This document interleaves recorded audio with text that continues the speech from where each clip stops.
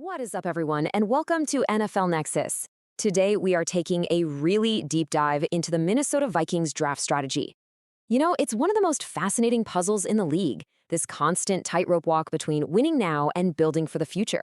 We're going to break down exactly how their front office approaches this balancing act, and believe me, it is way more complex than you might think.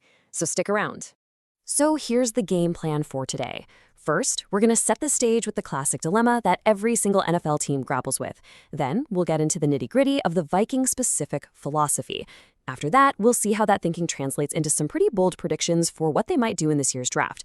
And finally, we'll zoom out and look at the grand plan, the big picture for this franchise. It's going to be a good one.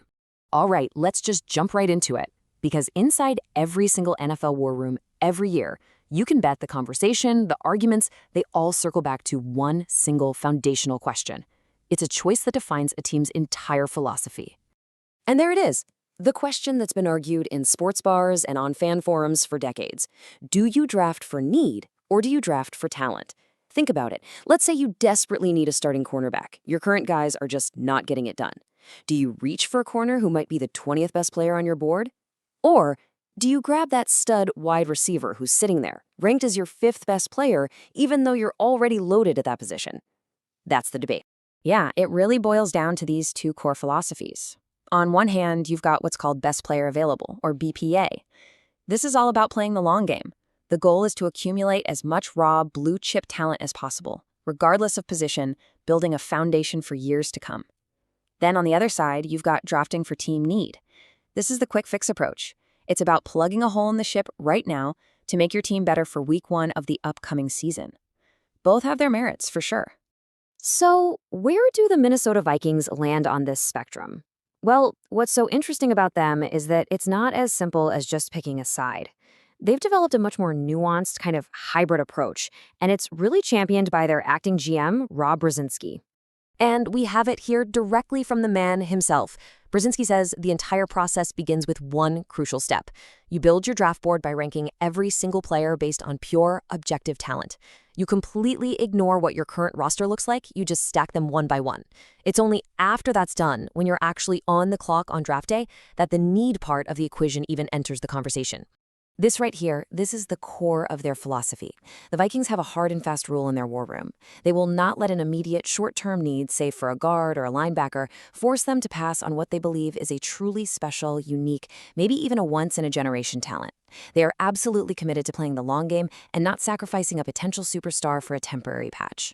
And hey, you don't even have to take their word for it. Just look at their history. This philosophy is baked into the franchise's DNA. Think back to 1998. The Vikings already had 2 Pro Bowl receivers in Chris Carter and Jake Reed, both coming off 1,000-yard seasons. They did not need a receiver. But a certain someone named Randy Moss was available. They took the unique talent, and he completely changed the franchise. Fast forward to 2007. They had a running back, Chester Taylor, who had just rushed for 1,200 yards. They were set at running back. But Adrian Peterson was on the board. They took the talent. And, well, the rest is history. So when you boil it all down, it's a really sophisticated balancing act. Of course, they want guys who can come in and help the team in 2026.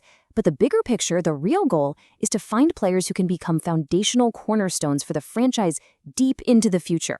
We're talking 2027, 2028, and beyond. It's about sustained success, not just a one-year bump. Okay, that's the theory, that's the philosophy. Now for the fun part. Let's see how this all translates into some concrete, bold predictions for what the Vikings might actually do in this year's draft. How does this strategy play out on draft night in the early rounds? And here is prediction number 1, and it might sound a little crazy at first. The prediction is that the Vikings will use one of their first 2 very valuable draft picks on a pass catcher. And I know what you're thinking. They have Justin Jefferson, Jordan Addison, TJ Hawkinson. They're loaded, right? But look deeper. The team had the 26th ranked scoring offense. That's just not good enough. And in today's NFL, you can never have too many weapons.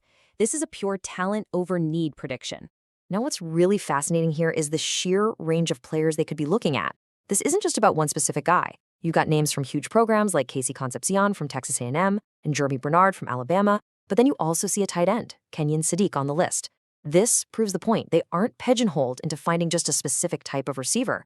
They're looking for the best available talent who can catch the football, period. It's about adding a dynamic playmaker wherever they can find one. This quote from Brzezinski is absolutely key to understanding the other side of their strategy. It's simple economics. If the supply of elite, top-tier talent at a position of need, let's say offensive tackle, just isn't there when they're on the clock, they won't manufacture a pick. They won't reach. They will pivot and go where the demand from their talent board tells them to go. And that whole supply and demand logic leads us directly to this next bold prediction. The thinking here is that the high-end blue-chip talent on the offensive and defensive lines just might not line up perfectly with where the Vikings are picking in the early rounds. So instead of forcing a pick to fill a need in the trenches, they'll stick to their board. They'll pass on those positions and instead go where the cluster of talent is, which, as we just discussed, could very well be a pass catcher. But hold on, because there's another crucial layer to their philosophy. It isn't just about finding the most talented athlete in a vacuum. The Vikings are also laser-focused on finding players who are a perfect schematic fit for what their coaches, especially on the defensive side, want to do. It's talent plus fit. And that focus on schematic fit brings us to a very specific name you need to watch for: Tre'Dan Stukes, a defensive back out of Arizona. Now, he might not be a household name for everyone, but he's a guy who isn't just a great athlete. He fits what the Vikings do on defense like a perfectly tailored glove. He's exactly the kind of player they target. I mean, this quote right here says it all, doesn't it?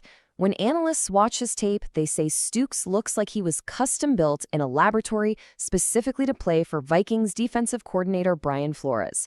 Flores loves versatile, aggressive, intelligent players, and Stukes is the quintessential chess piece for that kind of multiple-look attacking scheme. It's a match made in heaven. And when you look at the raw data, you can see exactly why he's considered such a perfect fit.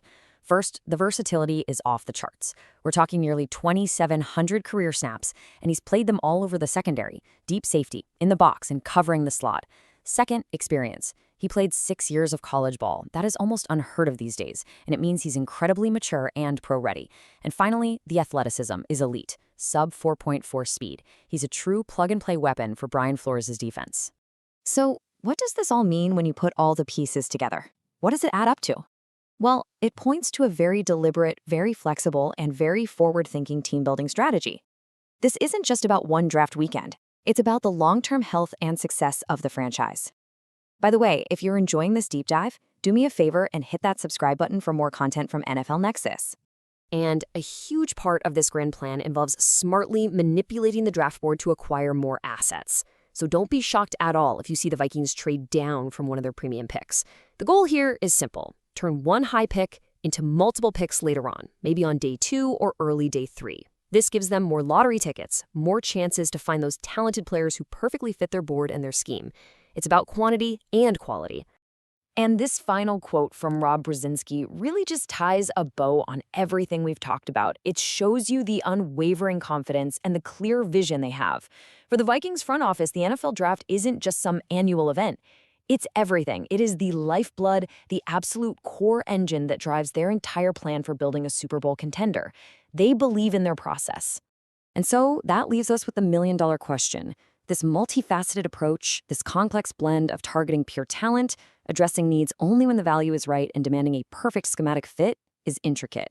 So I want to hear from you. What do you think? Is this the strategy that finally leads Minnesota back to the top of the mountain? Drop your thoughts in the comments below, and don't forget to like the video. And one last thing, if you're looking for a great gift for any football fan in your life, check out our coloring books. The link is in the description, or you can just use the QR code on the screen. Thanks for watching.